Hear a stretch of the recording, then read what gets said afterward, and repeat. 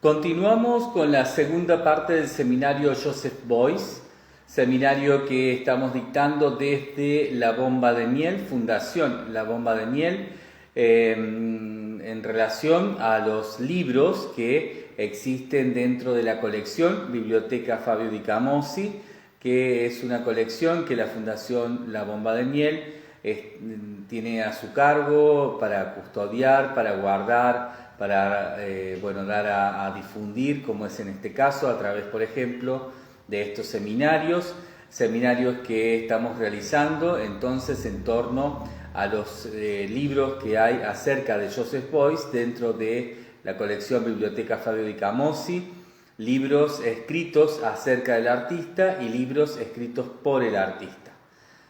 Esta segunda parte del seminario está haciendo eje en el libro Joseph Beuys del autor Bernard Lamarche-Badel. Es una traducción, en este caso de Edison Simons, publicada en Ediciones Ciruela en el año 1994.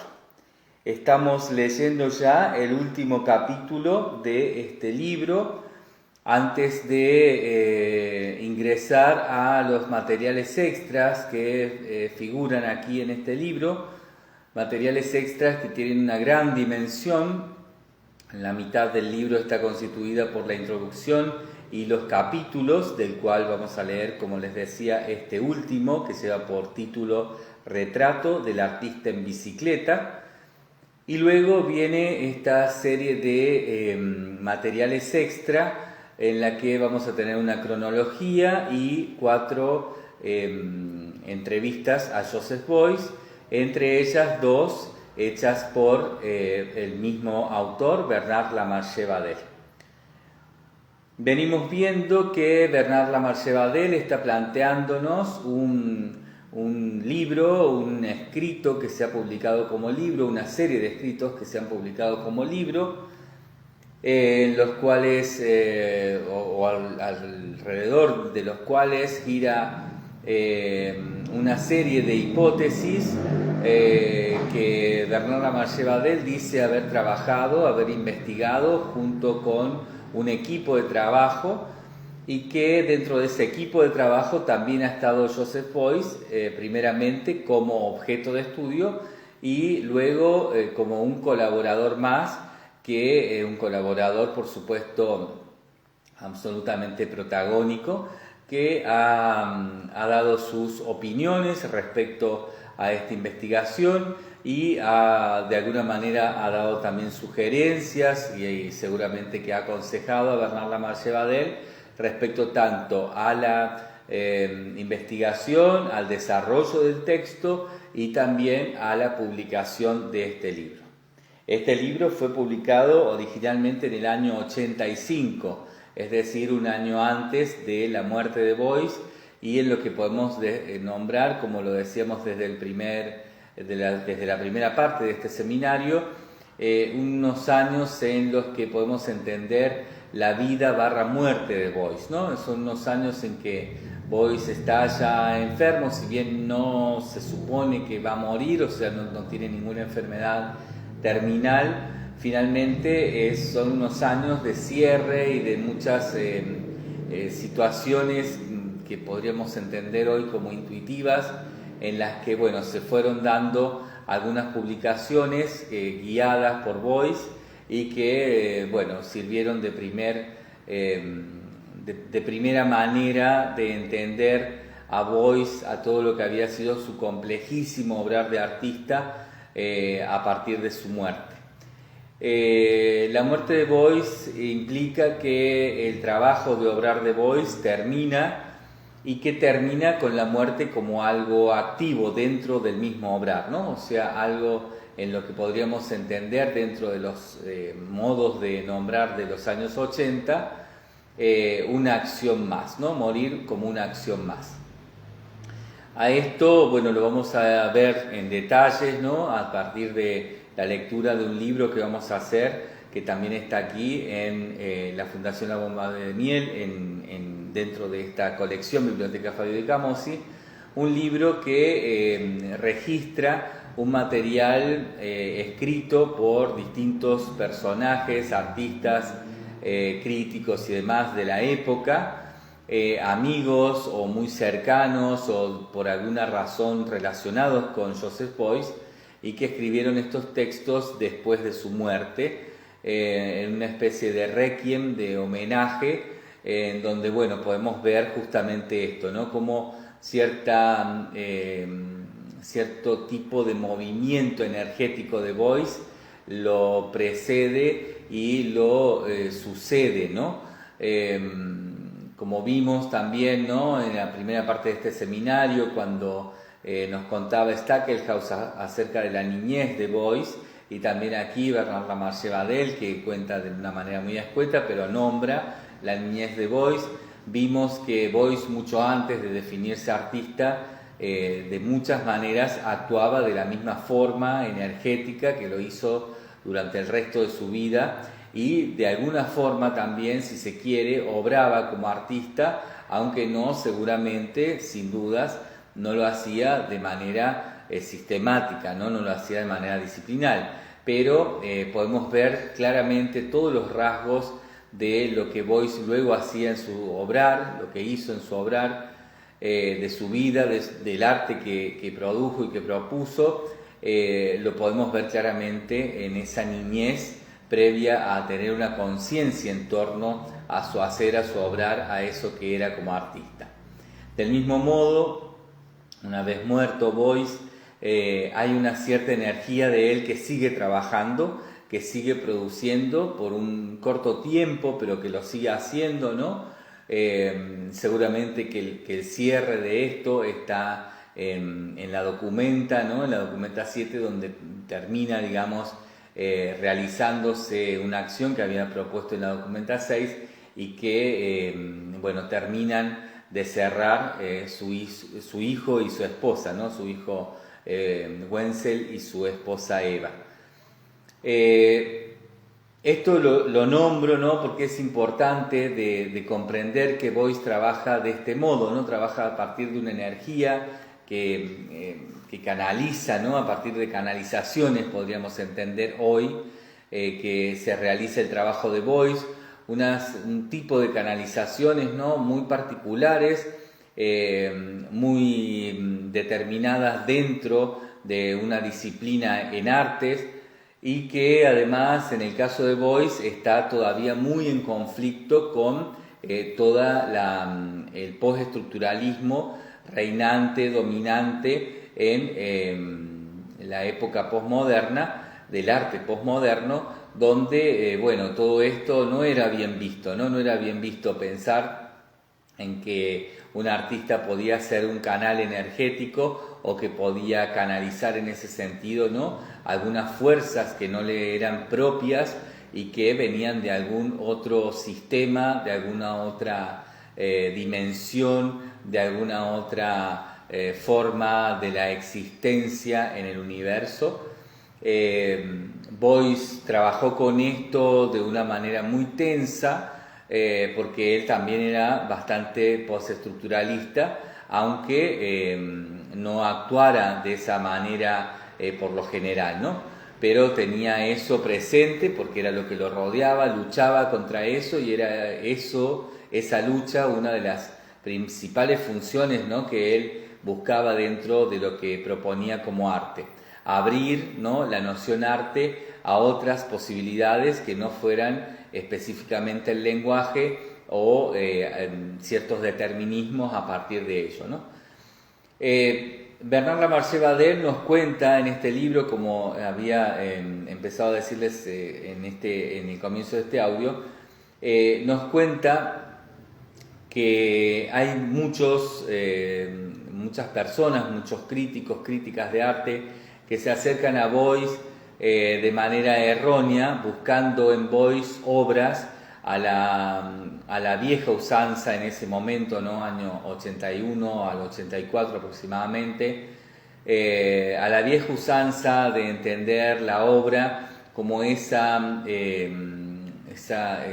revisión crítica de aquellas proposiciones de la modernidad, ¿no?, en que se generaron esas mixturas de todas esas disciplinas académicas que se podían entender, ¿no?, antes de la modernidad, muy específicamente y muy claramente, ¿no?, especificadas, para decirlo mejor, a partir de la pintura, la escultura, el dibujo y el grabado, ¿no? En la modernidad se empieza a dar, a partir de una visión crítica sobre esto, una apertura de esas disciplinas académicas, específicamente en las vanguardias y en los movimientos de vanguardia, hacia un uso disciplinar destinado a una función social, por lo general una función política social de protesta, o que buscaba desde adentro de ciertas estructuras culturales remover algunos viejos vicios del pasado, ¿no?, del pasado clásico, para enfrentar la nueva vida, ¿no?, la vida del hombre nuevo, del ser humano moderno, hombres y mujeres que empezaban a convivir con todo tipo de máquinas, con todo tipo de tecnologías que traían, bueno, un modo de vivir muy diferente, que empezaban a convivir con la electricidad, que empezaban a convivir con el cine, que empezaban a convivir con posibilidades como el hormigón armado, que generaba viviendas con ventanas mucho más grandes, con posibilidades de abrir las paredes, ¿no?, de que entrara el sol, de que entrara la luz, de que eso generara mayor posibilidades de salud, con posibilidades de vivir mucho más sanos también, ¿no?, a partir de algunos descubrimientos científicos específicamente, ¿no?, como fue la penicilina, o como algunos otros que, bueno, desde la primera modernidad empezaron a aparecer, ¿no? La modernidad en arte llega un poquito más tarde que todo esto, que los inicios de todo esto, ¿no? Llega a partir de 1900. Recordemos que, bueno, la modernidad en sí empieza mucho antes, ¿no? Mucho antes, depende de dónde uno le ponga ese inicio, pero por lo menos décadas o incluso algunos cientos y picos de años antes, ¿no? Cientos y tantos años antes, ¿no?, de 1900. Por supuesto que depende, insisto, de dónde uno ponga el punto de inicio de la modernidad. En el arte lo podemos poner específicamente para el arte moderno a partir de 1900 como generalidad, ¿no? Por supuesto tenemos algunos movimientos anteriores que van generando esa entrada, esa bisagra, ese paso de lo clásico a lo moderno, y que, bueno, podemos entenderlos en todo caso como movimientos que están siendo parte de ambas cosas, ¿no? La modernidad entonces empieza con este arte que asume todas estas nuevas situaciones que están viviendo los seres humanos, que están viviendo en sociedad, que están empezando a nutrir de manera muy concreta con eso la cultura, y que todo se está transformando, ¿no? En esto, bueno, los artistas entonces modernos, los artistas a partir de 1900, insisto, un número tentativo, cercano, ¿no?, que nos sirve a la hora de poder establecer un punto, ¿no?, un punto de inicio, y que, bueno, lo que vemos es que estos artistas, ¿no?, a partir de ese punto de inicio empiezan a pensar un arte que empieza a revisar muy críticamente al arte clásico, y sobre todo lo que con el arte clásico se hacía, ¿no?, a la gestión de lo que se podría decir las disciplinas académicas, y empiezan a utilizar el arte como vehículo, como medio, como pancarta, como incluso arma, si se me permite la expresión, ¿no?, más allá de la noción de arma de fuego, ¿no?, pero como un armamento para ir al frente, ¿no?, estos movimientos de vanguardia, para ir al frente de la cultura, moviendo viejas estructuras, viejos pensamientos que todavía intentaban ¿no? Por ciertos modos dogmáticos y seguramente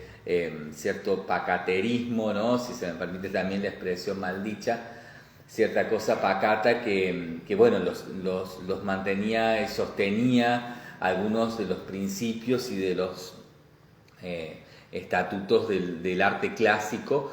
El arte moderno, bueno, va con eso, ¿no? Va críticamente y sobre todo en la función que el arte tenía, ¿no? El arte moderno empieza a tener una función social plenamente en torno a lo cultural, es decir, una función social que va abriendo camino, campos y posibilidades para desarrollar no solamente arte, sino muchas otras cosas, ¿no? A partir del arte, a partir de los avances que se hacían en el arte. Y bueno, todo esto lleva a un arte que sigue definiéndose a partir de algunas expresiones, ¿no? Que venían del arte clásico, como por ejemplo la pintura, la escultura, el dibujo, el grabado, pero que empiezan a complementarse con otras expresiones como son la fotografía, el cinearte, bueno, algunas disciplinas que empiezan a hacer cierto tipo de conceptualismos, la acción o algún tipo de accionismo, ¿no? Todo muy incipiente, muy pretérito, ¿no? A lo que después realmente fueron esas definiciones, hasta donde pudieron realmente llegar en su máxima posibilidad esas expresiones, que fue en la posmodernidad. La posmodernidad revisa todo eso y genera una noción que en realidad no era nueva tampoco, pero que viene, ¿no? a cubrir cierta mixtura que la posmodernidad va a hacer de estas expresiones en el arte moderno, de esa modernidad cultural, ¿no? Que iba siendo guiada desde el arte.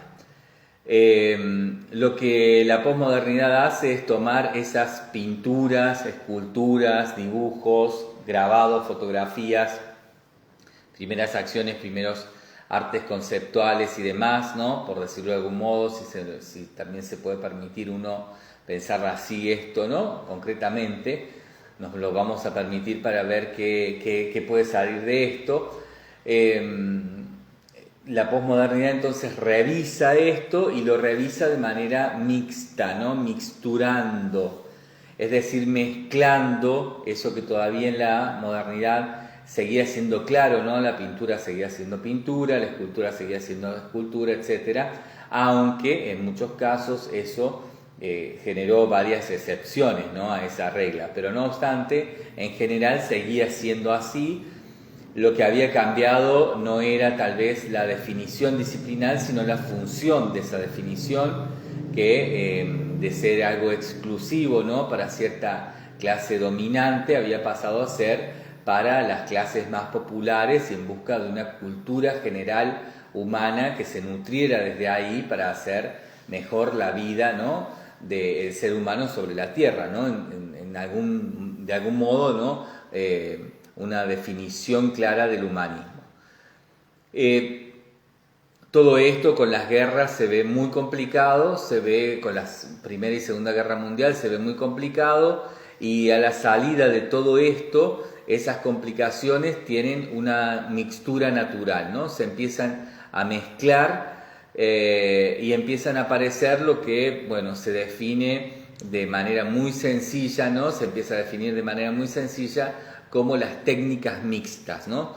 Los mixed media o los mixed media, o como bueno quieran llamarle o se pueda llamar, ¿no? Básicamente lo podemos traducir de ese modo, ¿no? Como técnicas mixtas, donde se mezcla en una sola expresión todas esas disciplinas, ¿no? Donde en una expresión aparece la pintura, la escultura, el dibujo, el grabado, la fotografía, la acción, lo conceptual en torno al conceptualismo, etcétera, ¿no?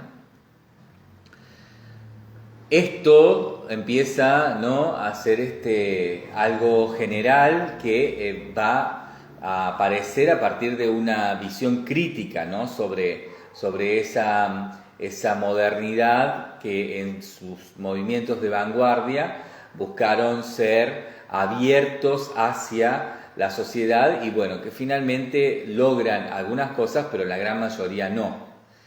En eso la posmodernidad es muy crítica y entonces dice, bueno, si no vamos a lograr llevar adelante ciertos cambios sociales, culturales de real envergadura, bueno, entonces trabajemos con mayor libertad porque ese tipo de movimientos para lograr ese tipo de cambios implicaban también mucho límite en la creatividad, ¿no? Había que estar dispuestos a resignar algunas cosas en pos del bien común, ¿no? El artista de la posmodernidad, los artistas de la posmodernidad ven esto muy críticamente y dicen, bueno, no vamos a resignar tanto porque finalmente tampoco sirve en ese sentido, ¿no? Sirve para algunas cosas, se ampliaron algunos campos, se pudieron en ese sentido generar algunos cambios, pero en lo que se veía en ese momento, ¿no? De lo que había sucedido con el arte de la modernidad, era que la gran mayoría de estos movimientos de vanguardia habían sido finalmente movimientos utópicos, ¿no? Habían generado utopías interesantes, de las cuales, insisto, habían salido algunas cosas transversales, algunas posibilidades transversales que habían funcionado, pero en general todo había sido bastante utópico. Los artistas, las artistas de la posmodernidad entonces ven esto muy críticamente y dicen, bueno, vamos a trabajar más libremente, no vamos a estar tan pendiente ni de lo académico anterior, es decir, lo clásico, ni tampoco de lo moderno, y vamos a generar un mix de todo esto a gusto y piacere, ¿no? Es cuando empiezan a aparecer el arte, el expresionismo abstracto o cierto tipo de informalismos. Bien, es el primer momento, ¿no? A esto le sigue una posibilidad de pensar, ¿no? ¿Qué eran estos mixed media o estas técnicas mixtas?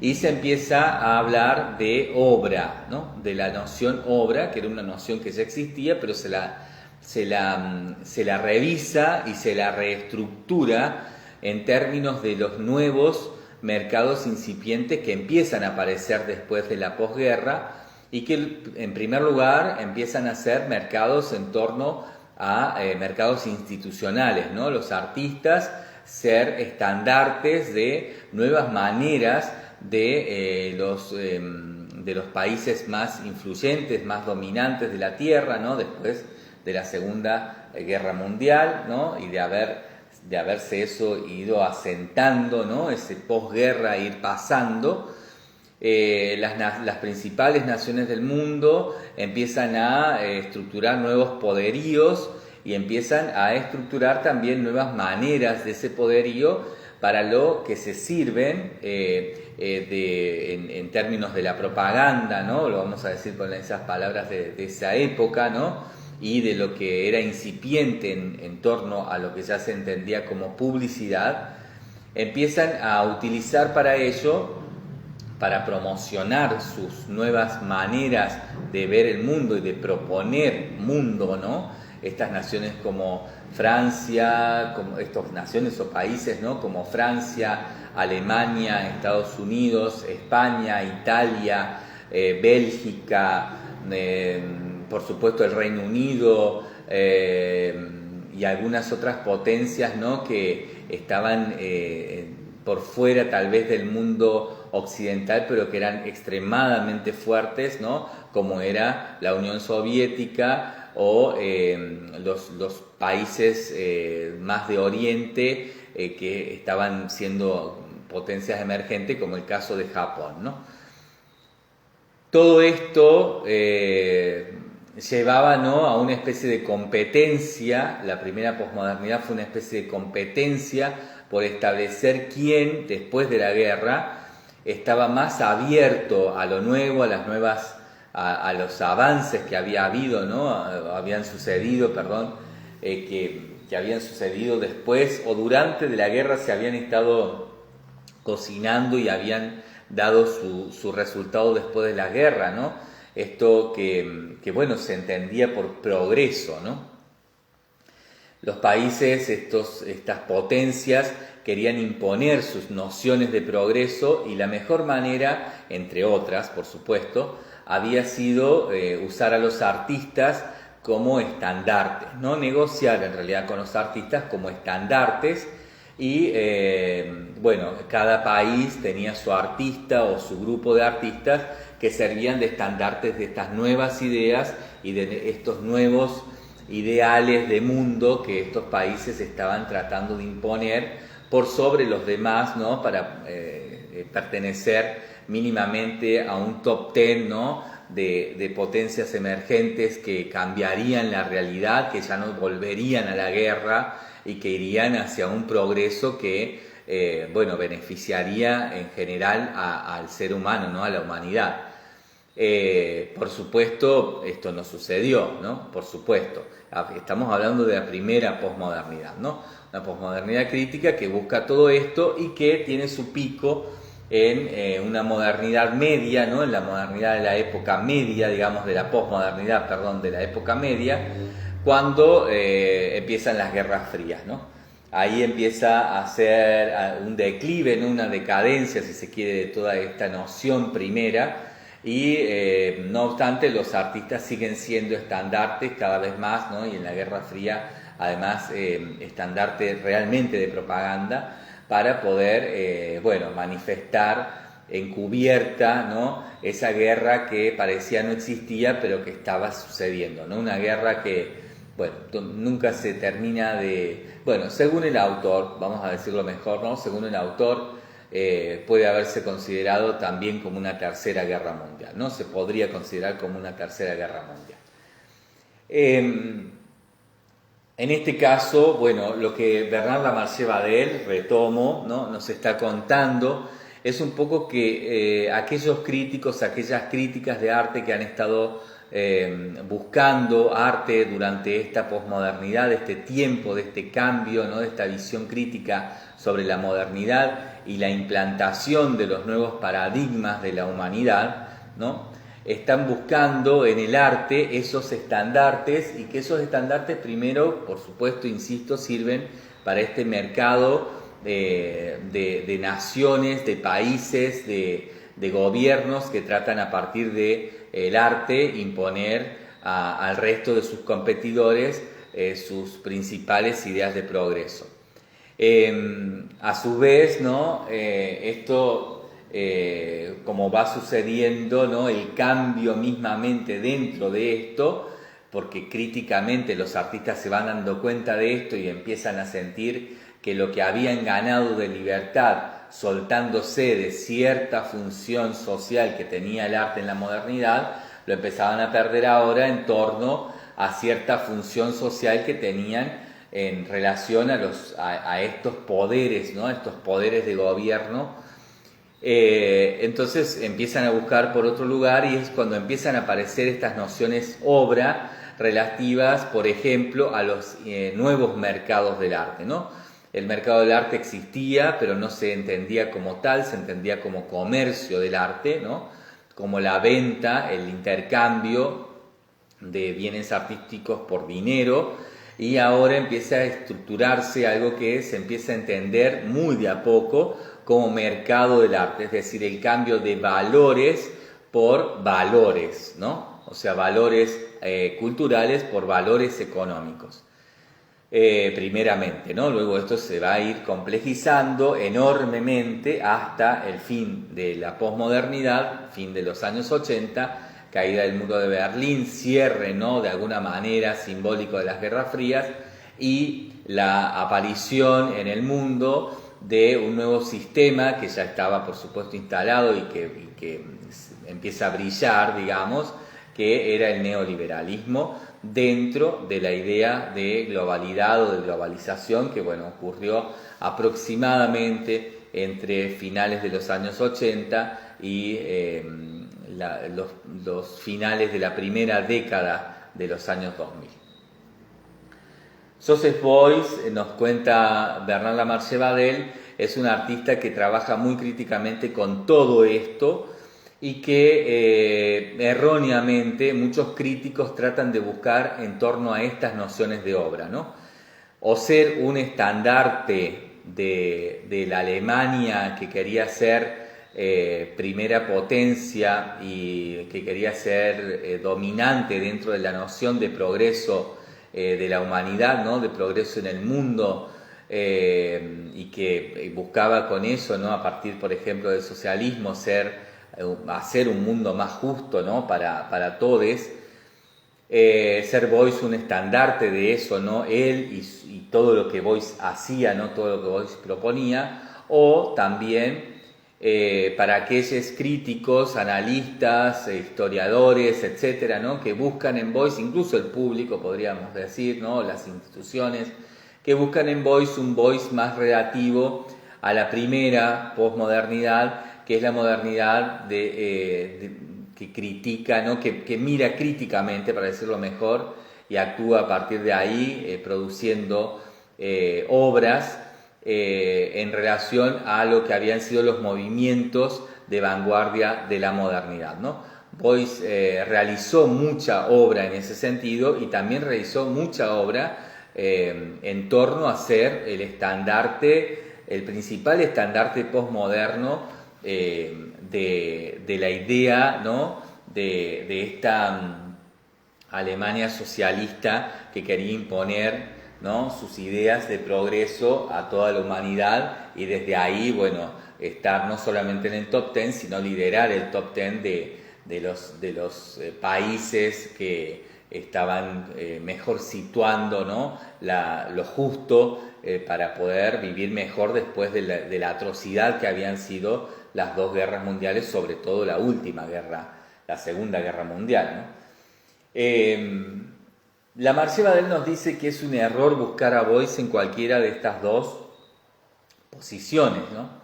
No es ni una cosa ni es la otra, siendo no obstante ambas cosas, siendo no obstante muy claro que Beuys participa de ambas posiciones y lo hace de un modo internacional sumamente reconocido.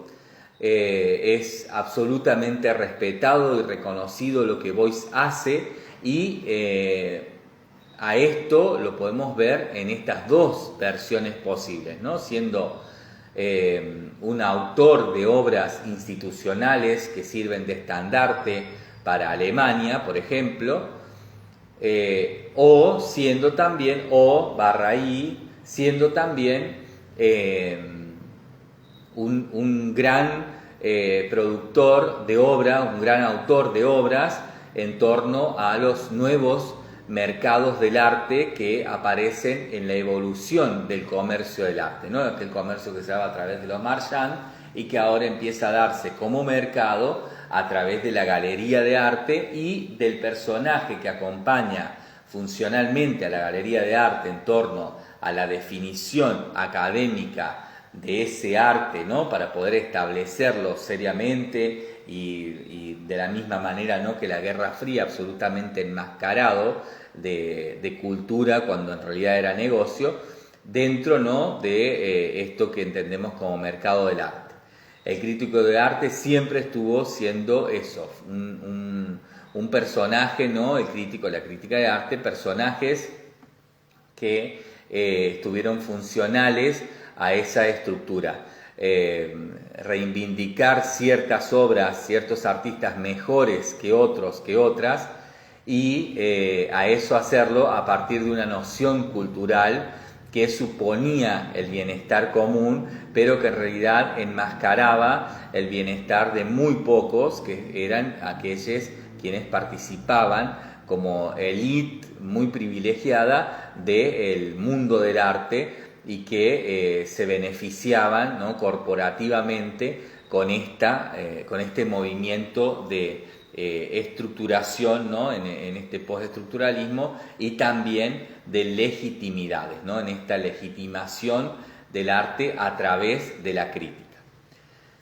La Marché-Vadel es crítico de arte, la Marché-Vadel está trabajando desde ese lugar esta investigación, y además de ser crítico de arte, ¿no? por supuesto entonces funcional a todo este sistema de mercados, es también una persona, un un personaje muy influyente y muy importante dentro de la función pública en París, ¿no? Él es, en ese momento, ¿no? Está siendo director, bueno, cuando empieza esta investigación, ¿no? Por lo menos mínimamente, está siendo director del Museo de Arte Moderno de París y está siendo uno de los personajes más influyentes de ese momento parisino del arte, ¿no? Ese arte posmoderno que está cerrándose y que está viendo venir algo nuevo, algo que está desde el futuro llamando ya a la puerta, ¿no? De ese presente,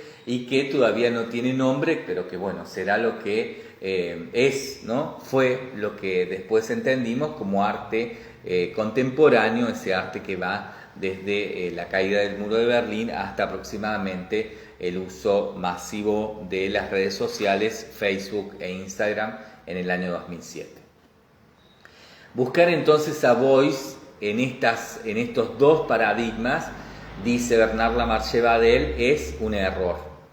¿Por qué? Porque Beuys no hace obra en ninguno de estos dos sentidos, si bien mucho de lo que Beuys hace puede ser tranquilamente considerado, definido y legitimado como tal, ¿no? Como obra institucional o como obra de mercado posmoderno. Siempre recordemos que estamos hablando en este caso de mercado posmoderno, es decir, la transición entre el comercio de arte a lo que hoy entendemos, ¿no? Como los mercados, bueno, podría decirse mejor, hoy ya los entendemos como algo que viene después del mercado del arte, ¿no? Que es esta idea de lo bursátil en el arte, ¿no? En el arte. Los años 90 fueron el comienzo de eso, ¿no? Y fue el comienzo de los mercados de arte definidos de manera global hacia una proyección que es la que hoy tenemos, que es la de esta especie de muy fuerte situación corporativa en torno a la noción bursátil del arte, ¿no? Lo mercado en el arte, ¿no? O sea, esto mercado, no vamos a decir ni el mercado ni la mercado, como algunas veces también se ha definido, ¿no? Lo mercado en el arte, bueno, es algo que empezaba entonces a estar ahí críticamente, y Beuys podía servir para eso, ¿no? Su hacer, su obrar se podía definir como obras de mercado y también como obras, ¿no? En torno a lo institucional, que también era un tipo de mercado, ¿no? También era un tipo de mercado. Estaba este mercado que devenía de lo comercial y estaba el mercado que devenía de lo institucional. Y que iban hacia ahí, ¿no? Porque el mercado finalmente siempre, incluso hoy, siempre se trata de la venta del arte y de toda una serie muy complejas hoy de connotaciones y de posibilidades, pero siempre en torno, ¿no? A la venta, ese intercambio de obra, de objeto de arte por dinero o por,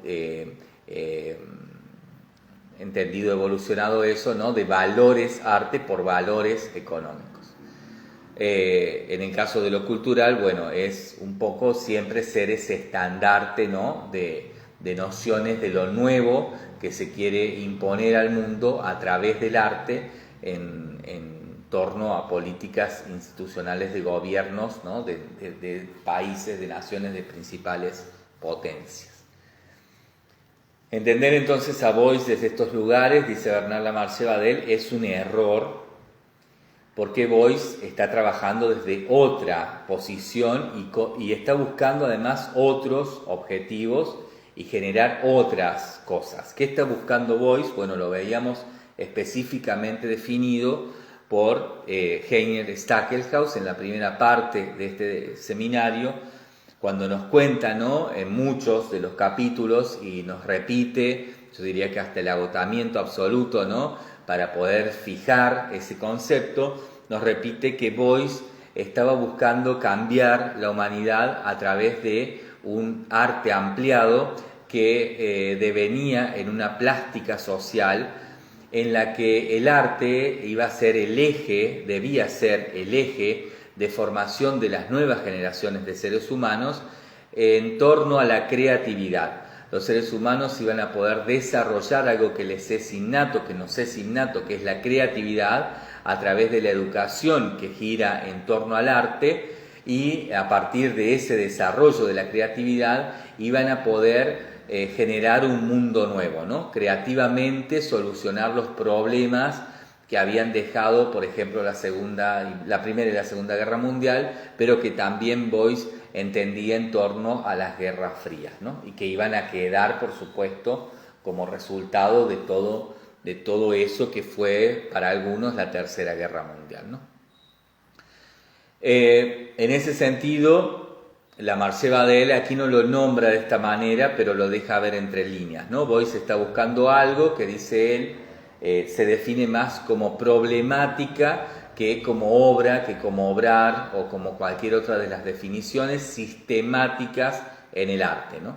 Boyce no quiere sistema, Boyce no está interesado en el sistema, Boyce está interesado en la problemática y quiere generar arte alrededor de eso, ¿no? De problemáticas. Bernard Lamarche Badel, y también lo hemos dicho, lo vamos a repetir, define esto porque el término, la palabra problemática es muy amplia, depende de cómo uno la use y dónde la use, significa distintas cosas, ¿no? A veces incluso significa cosas muy opuestas, ¿no? Entonces, sabiendo esto, ¿no? Por supuesto, un gran teórico, Bernard Lamarche Badel, nos aclara, ¿no? Cuál es su visión acerca de la definición de problemática en torno a Boyce. Y dice: problemática como conjunto abierto de criterios, apreciaciones, juicios y expresiones sobre la realidad. Boyce no se entrega a la formación de un sistema, ¿no? Quiere problemática. Boyce no se entrega a la formación de un sistema, ni tampoco de una estructura ideológica cerrada que pudiera establecer por exclusión el orden inmutable de un significado, ¿no? Boyce no quiere eso, quiere una problemática. En esa dirección es que Boyce entonces trabaja algo que se puede entender claramente en el término obrar, un término que utiliza Bernard Lamarche Badel y que está utilizado en realidad por primera vez o una de las primeras veces en las primeras exposiciones que se hacen de la obra de Boyce, de este obrar de Boyce, ¿no? O sea, de piezas que se entienden como obras en torno a la definición más legítima, ¿no? Más legitimada de lo que hacía un artista en ese momento, ¿no? Que era mixturar las disciplinas académicas en estas técnicas mixtas, ¿no? Y que a eso se le denominaba obra. Boyce presenta obras, ¿no? Que es esto, técnicas mixtas, ¿no? De las versiones tradicionales académicas de cómo se hacía arte. Boyce presenta, ¿no? Técnicas mixtas, y a estas técnicas mixtas las está, además de generando con la mezcla, por ejemplo, de pintura, escultura, dibujo, grabado, fotografía, acción, cierto tipo de poética y de problemática conceptual.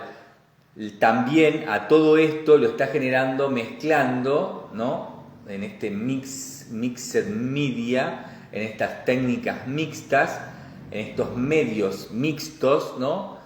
En estas obras de técnica mixta, Boyce está mezclando también, está mixando también la propia vida, su propia biografía, lo que a él le pasa como artista. Algo que por supuesto no era nuevo, ¿no? Hemos visto claramente, ¿no? Aquí además muy citado de manera directa por Bernard Lamarche Badel en torno a la figura de Duchamp, ¿no? Duchamp ya lo había hecho, pero de una manera muy todavía sin definición, y como bueno, Boyce le critica, ¿no? A Duchamp sin ninguna fuerza real que impusiera eso dentro de las definiciones arte, ¿no? Boyce viene viene con esto desde el principio, ¿no? Desde finales de los años 50, cuando después de una grave y una muy fuerte depresión que tiene que ver con su etapa de posguerra, recordemos que Beuys estuvo sirviendo, ¿no?, a las fuerzas militares nazis a partir de un servicio obligatorio, de un servicio militar obligatorio que tuvo que cumplir y del cual muchas veces quiso irse, quiso renunciar, y a partir de eso sufrió graves consecuencias que bueno, lo llevaron en muchas ocasiones a estar muy cerca de la muerte, y que luego de terminada la guerra y de pasada su depresión, que también lo llevó a estar muy cerca de la muerte, lo mantuvieron siempre con la guerra muy presente en su cuerpo a partir de afecciones concretas y en algunos casos muy severas que él pasó por el resto de su vida, ¿no?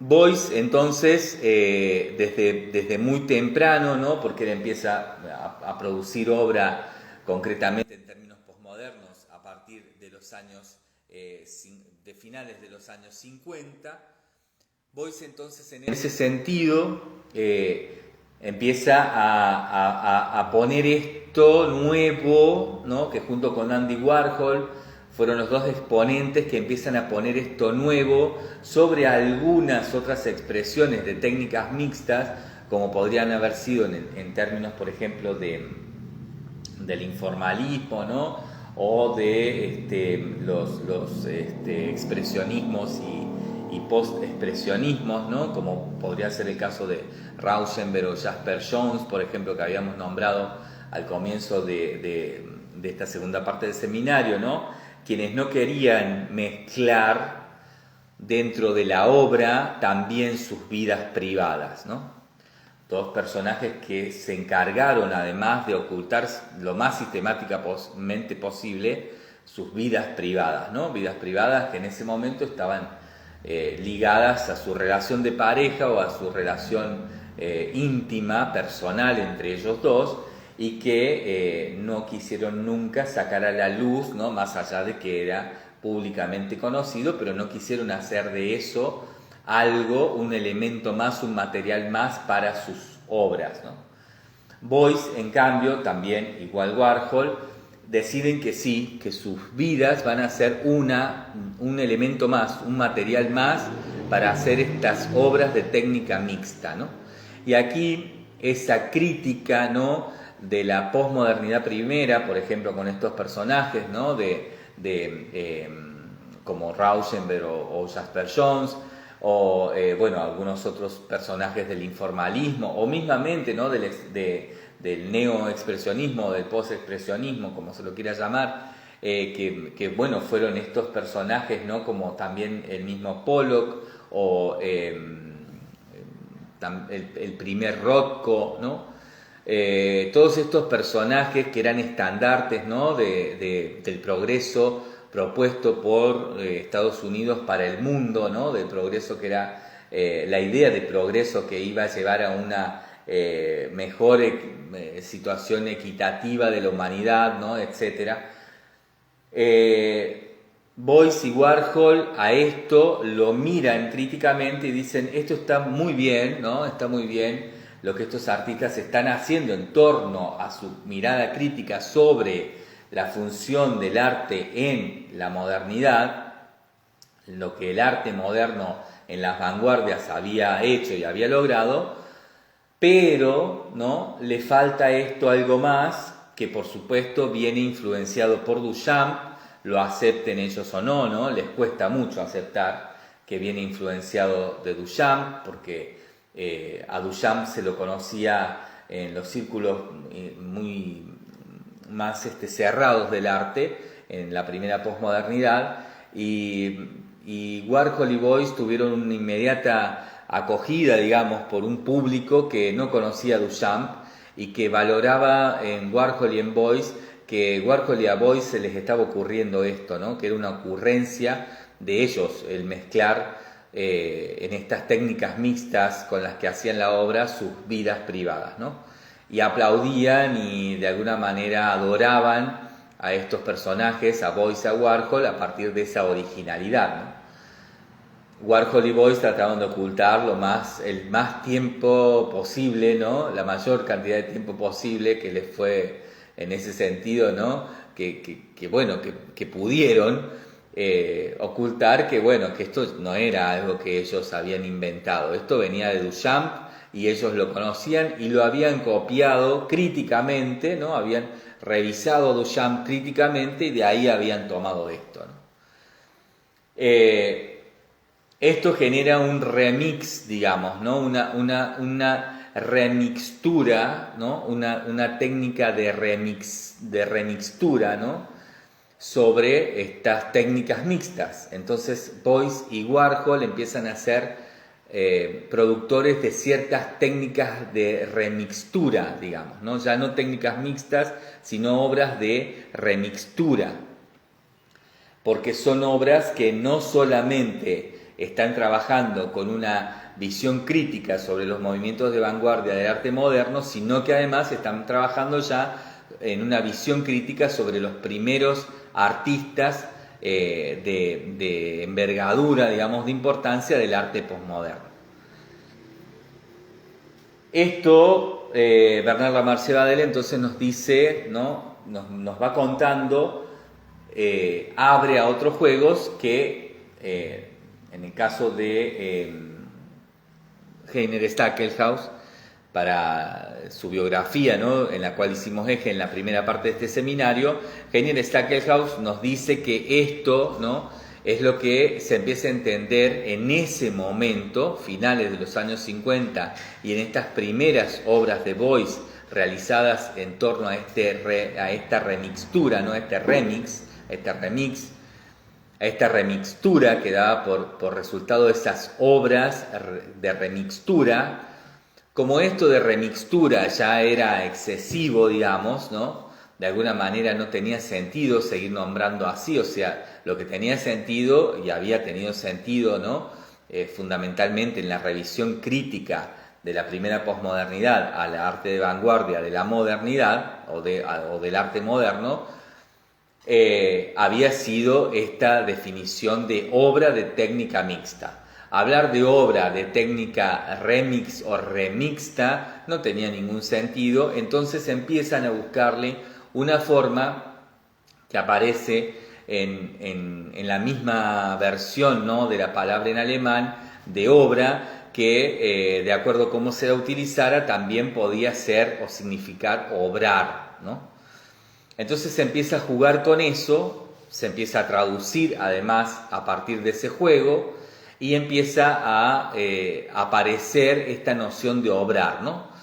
Que el obrar era eso, básicamente, trabajar críticamente siempre, ¿no? Trabajar con las disciplinas académicas, mixturadas, mixadas, mezcladas, y en esa mezcla añadir además a la autobiografía como un elemento más de la misma calidad, o sea, al mismo nivel jerárquico, ¿no?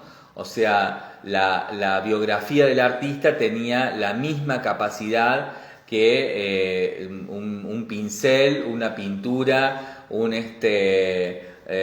sé, una tela o un concepto o una idea, una poética o lo que fuere, ¿no? Una intención política o una revisión crítica histórica. Todos esos elementos con los que se constituía la obra de técnica mixta, ¿no? que era una mixtura de todos esos elementos, ¿no?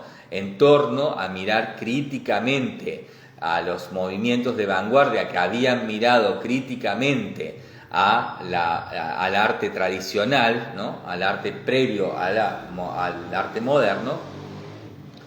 Estos artistas Beuys y Warhol entonces le agregan esto, ¿no? Agregan esto y aparece esta noción de obrar, que es hacer la técnica mixta mezclándole además en la misma jerarquía la autobiografía del artista, pero que va un pasito más allá todavía, ¿no? ¿Por qué? Porque estos artistas empiezan a decir claramente, bueno, obrar se trata de trabajar con la vida igual arte, el arte igual vida, pero que esto tiene definición en torno a que exista dentro del arte como sistema, ¿no?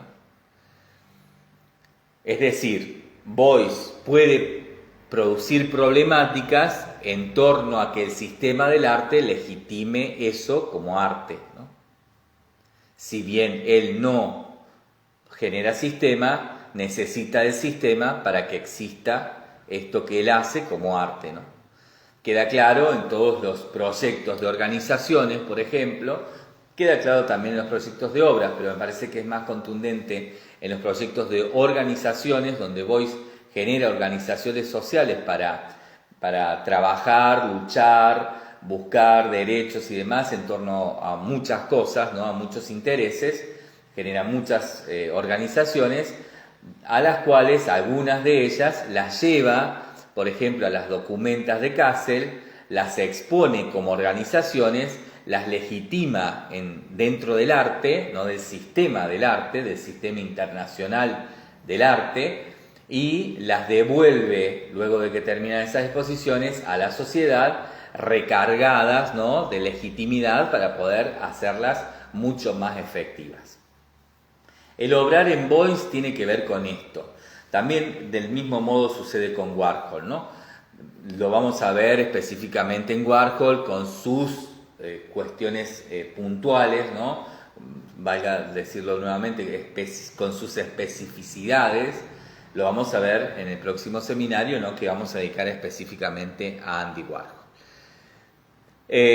Bernard Lamarche Badel entonces nos dice que está ocurriendo esto, ¿no? Y que nosotros podemos entender en lo que Bernard Lamarche Badel nos dice aquí en este libro, ¿no? En este libro de Joseph Beuys, de esta manera compleja, porque hemos leído previamente y hemos analizado y estudiado en la primera parte del seminario a Beuys a partir de la biografía de Heiner Stackelhaus. Aquí Bernard Lamarche Badel es muy escueto sobre esto, lo dice, pero lo entienden quienes tienen alguna otra información, sino esto queda solo dicho al pasar, y se ve que esta especie de, lo podemos entender así con mucha claridad, ¿no? Esta propuesta de Lamarche Badel, que de alguna manera es su hipótesis para este libro, ¿no? Para los textos que incluye en este libro, para todo el conjunto, esta hipótesis Lamarche Badel la suelta, ¿no? Como al pasar, y luego vamos a ver que en el desarrollo hasta aquí de estos textos y de este libro, Lamarche Badel lo único que va logrando es no poder comprobar esto, ¿no? O sea, no está logrando comprobar su hipótesis, está siempre topándose con su propio límite a la hora de encontrar a Beuys por fuera de esos dos paradigmas de obra, ¿no? Entonces está haciendo, en algunos casos, algunos tipos de sus propias técnicas mixtas, ¿no? De sus propios mixados, para tratar de buscar a Beuys de una manera en la que lo único que encuentra es un puré donde no se entiende realmente en torno a su hipótesis qué es lo que está proponiendo, ¿no? En relación a Beuys, a la idea de que Beuys generaba problemática y no sistema, y a la idea de que a Beuys no se lo encuentra buscándolo en torno a ningún tipo de obra, sino se lo encuentra en torno a estas problemáticas, ¿no? Que él en ningún momento define como obrar, pero que, bueno, nosotros sabemos se trata de algún modo, según lo que hemos visto en Lamarche Badel, de ese obrar de artista. Va a ser muy difícil hasta aquí poder encontrar en Bernard Lamarche Badel algo de todo esto que ha propuesto al inicio de este libro en el desarrollo de sus textos, ¿no? De hecho, intenta ir por otros lugares, pero sigue nombrando, ¿no? De maneras académicas y de maneras muy cerradas, tanto lo que Beuys hace como lo que Beuys es, ¿no? Bien, vamos a dejar entonces hasta aquí. Hemos vuelto a armar, ¿no?, lo que a este seminario, en este seminario nos está interesando, y vamos a ir ahora entonces puntualmente con la lectura de este último capítulo previo a estos materiales que van a venir después para ver si comprueba esta hipótesis.